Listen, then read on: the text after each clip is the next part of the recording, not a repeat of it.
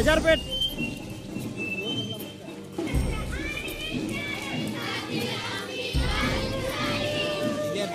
हाँ हाँ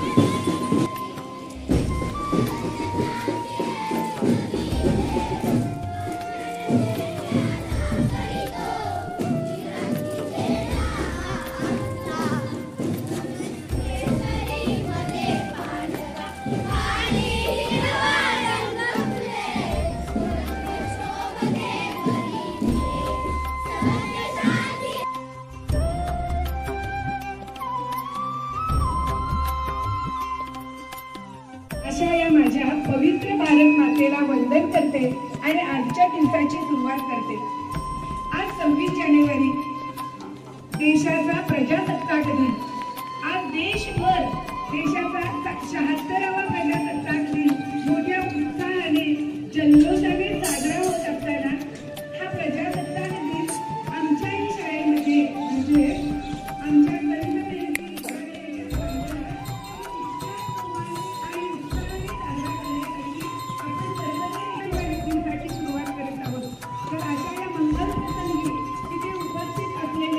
आमच्या एफटीएमसी कमिटीचे चेअरमन गंगाराम पाटील,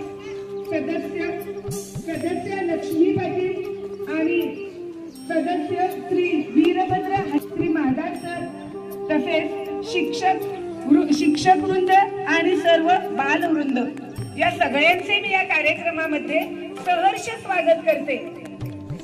आजच्या या मंगलमय दिनी जे ध्वजारोहण होणार आहे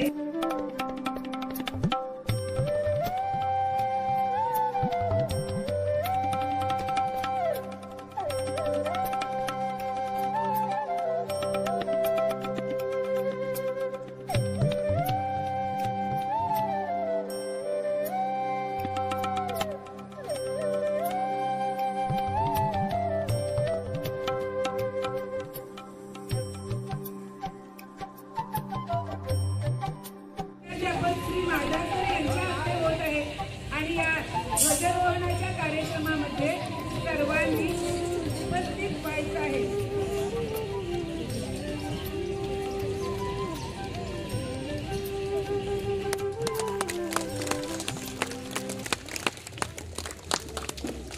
एक साथ सलामी देंगे, सलामी दे। उड़वा के एक साथ राष्ट्रगीत शुरू।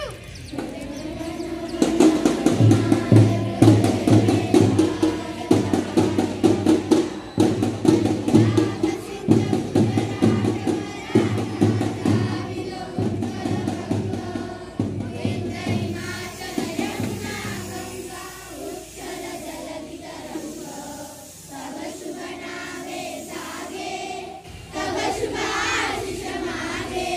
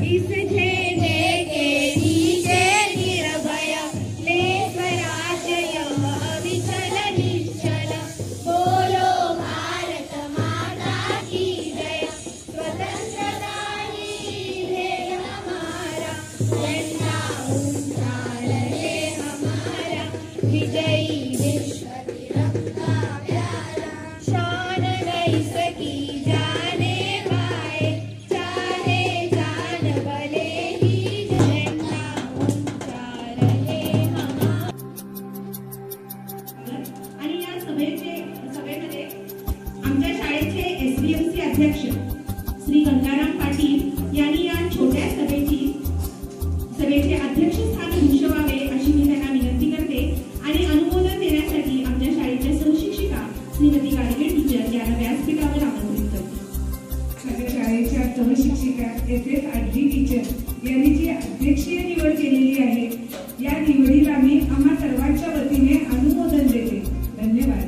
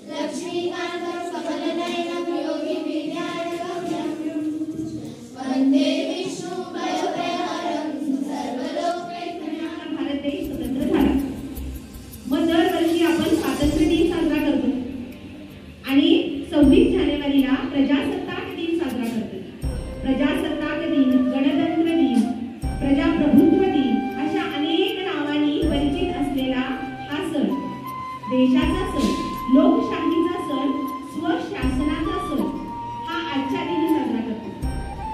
26 जानेवारी 1950 रोजी आपले संविधान अंमलात आले. तर संविधान म्हणजे काय? आता आपली शाळा चालवण्यासाठी एक नियम आहे, अनेक नियम आहेत. कोणते नियम आहेत? आपण दररोज 10 वाजता शाळेला यायला पाहिजे. 5 वाजेपर्यंत शाळेमध्ये आपण शिकायला पाहिजे. जेव्हा बेल होते तेव्हाच आपण बाहेर जायला पाहिजे. टीचरांनी सांगितलेलं ऐकायला पाहिजे, अभ्यास करायला पाहिजे. हे नियम आहेत की नाही आपल्या शाळेमध्ये? तसेच एक छोटीशी शाळा चालवण्यासाठी आपण एवढे नियम लावतो. मग एवढा मोठा अख्खा देश चालवण्यासाठी नियम पाहिजेत की नको? मग या नियमांची नियमावली, या नियमांचं मोठ्याच्या मोठं पुस्तक म्हणजे काय? संविधान, जे डॉक्टर बाबासाहेब आंबेडकर यांच्या नेतृत्वाखाली रचलं गेलं.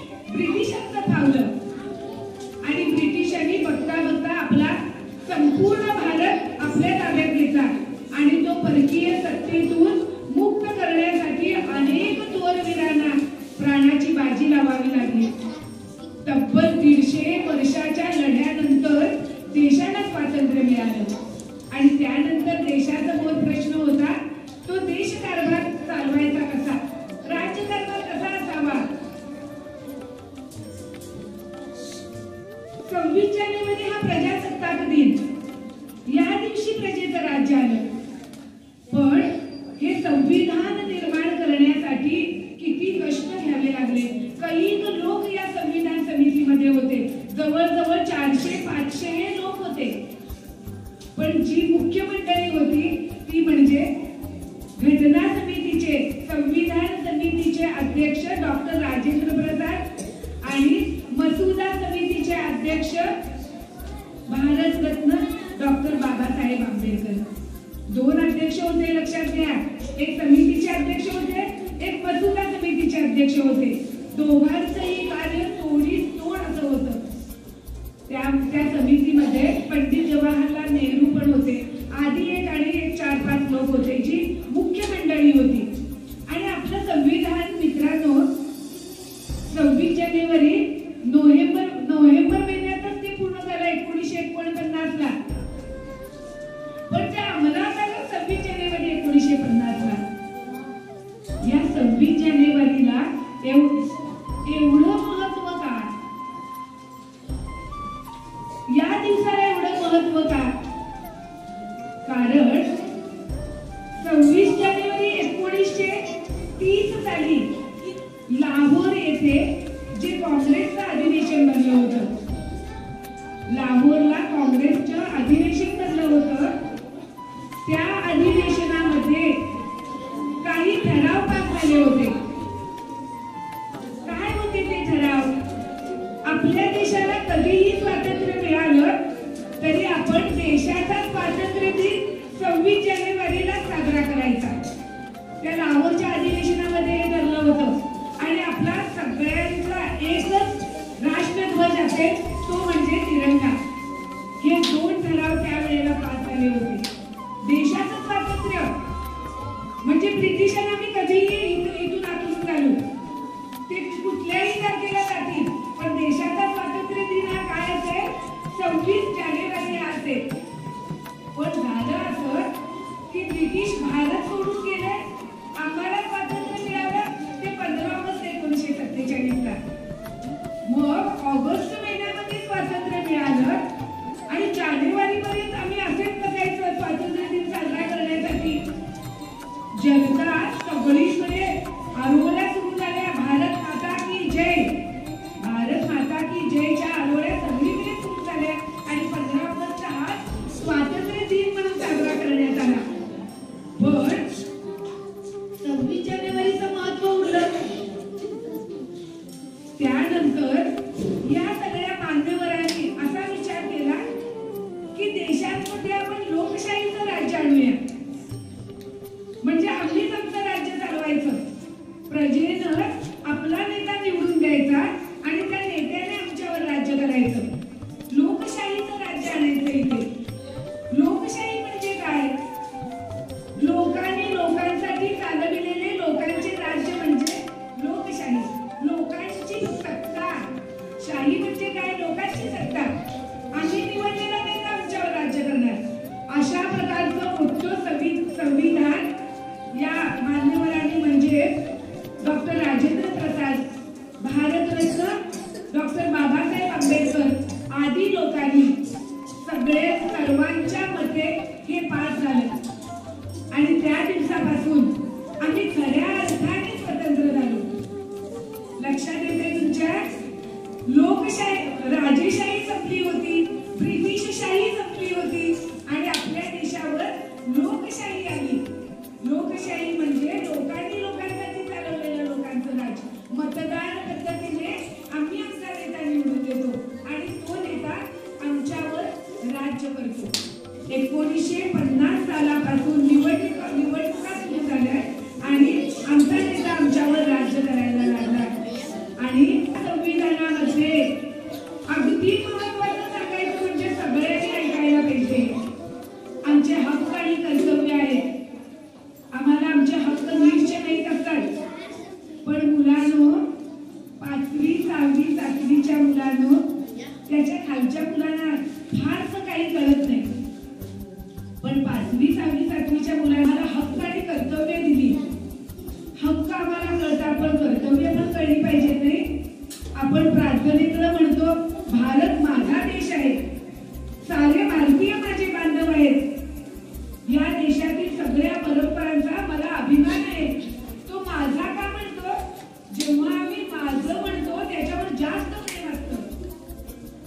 भक्ती तुमच्यामध्ये निर्माण झाली पाहिजे.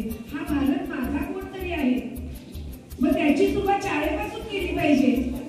ही शाळा माझी आहे, तिथल्या गुरुजनांवर माझं प्रेम आहे, तिथल्या सगळ्या भावंडांवर माझे ಒಬ್ಬ ಜವಾಬ್ದಾರಿಗಳನ್ನ ತಮ್ಮ ರೀತಿ ರಿವಾಜುಗಳನ್ನು ತಿಳಿಸುವ ದಿನ ಈ ಗಣತಂತ್ರ ದಿವಸ.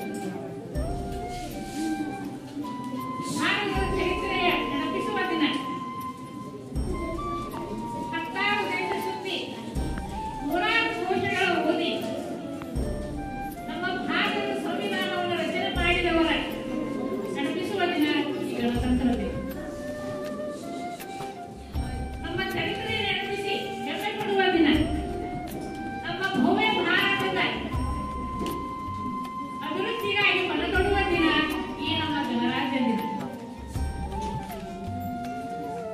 ಅಕಾಲ ಚಟುವಟಿ ಪ್ರತಿಯೊಬ್ಬ ಪ್ರಜೆಯು ತಮ್ಮ ಸಂವಿಧಾನದಲ್ಲಿ ಕೊಟ್ಟಿರ್ತಕ್ಕಂತಹ ರೀತಿ ರಿವಾಜುಗಳನ್ನ, ಕಟ್ಟಳೆಗಳನ್ನ, ನಿಯಮಗಳನ್ನ, ಹಕ್ಕು ಬಾಧ್ಯತೆಗಳನ್ನ ತಿಳಿದು ಅವುಗಳನ್ನು ಸದುಪಯೋಗಪಡಿಸಿಕೊಂಡು ಭವ್ಯ ಭಾರತದ ಅಭಿವೃದ್ಧಿಗಾಗಿ ಮನತೊಡುವಂತಹ ದಿನ ಈ ಗಣರಾಜ್ಯೋತ್ಸವ. ಇವತ್ತಿನ ದಿವಸ ನಮ್ಮೆಲ್ಲರಿಗೂ ಬಹಳ ಒಂದು ಹೆಮ್ಮೆಯ ದಿವಸವಾಗಿದೆ. ಯಾಕಂತಂದ್ರೆ ಕಾನೂನಿನ ಮುಂದೆ ಎಲ್ಲರೂ ಸಮಾನ ಅಂತ ಹೇಳುವಂತ ನಮ್ಮ ದೇಶದ ರೀತಿ ರಿವಾಜುಗಳ, ನಿಯಮಗಳು, ನಿಯಮಾವಳಿಗಳ ಒಂದು ಕಟ್ಟಡವನ್ನ, ಒಂದು ಗ್ರಂಥವನ್ನು ಬರೆದಿರ್ತಕ್ಕಂಥ ಈ ಸಂವಿಧಾನ ದಿನ.